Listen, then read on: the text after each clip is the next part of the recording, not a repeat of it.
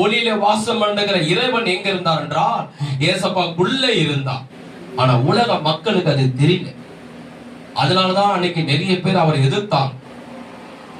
நீ ஒரு தச்சனுடைய மகன், ஒரு மரியாதை வயிற்றுல பிறந்த நீ, உன்னை தேவனுக்கு சமமா நீ பேசுகிறாயே, நீ தேவனுடைய குமாரன் என்று சொல்லுகிறாயே. அவன் சொல்லுவாங்க பரிசைய, நீ செய்யற அற்புத அதிசயத்தினால உன் மேல கல்லெறியல, நாங்க கல்லெறிஞ்சு உன்னை சாகடிக்க நாங்க நினைக்கல. நீ தேவனுக்கு சமமா பேசுறியே, தேவனுடைய குமாரன் என்று சொல்றியே, அதை எங்களால் ஏற்றுக்கொள்ள முடியாது சொல்லினா கல்லை எடுத்து அவரை கொல்ல பார்ப்பான். கவனிங்க. அதே போல ஏசப்பா என்ன பண்ணுவாரு, தேவன் அவருக்குள்ள இருக்கிறது, தேவனுடைய பிரசன்னம் அவருக்குள்ள இருக்கு, தேவனுடைய மகிமை அவருக்குள்ள இருக்கிறது. அவர் என்ன செய்வார்னா, ஒளிவு மலையில போய், யோவான் சுவிசேஷம் 17 வரும் நினைக்கிறேன், ஒளிவு மலையில போய் ஜெபிப்பார். அப்ப சீசர்கள் எல்லாருமே என்ன பண்ணுவாங்க, நல்லா தூங்குவாங்க. சீசர்கள் மலை மேல தூங்குவாங்க.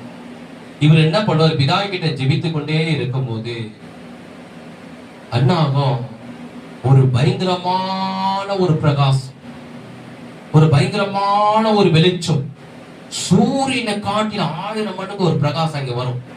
மலை மேல ஏசப்பா ஜெபிக்கும் போது அவர் என்ன செய்தார் என்றால், தன் வஸ்திரத்தை, தன் சரீரத்தை கொஞ்சம் விளக்கினார். விளக்கும் போதே அவருக்குள்ள இருந்த அந்த மகிமை, எப்படி நம்ம துணி அவுத்தா நம்ம சரீரம் தெரியுமோ, அது போல அவர் சரீரம் என்ன வஸ்திரத்தை அவர் விளக்கும் போது அவருக்குள்ள இருக்கக்கூடிய அந்த மகிமை பிரகாசம் அந்த மலை மேல அப்படியே பிரகாசித்தது.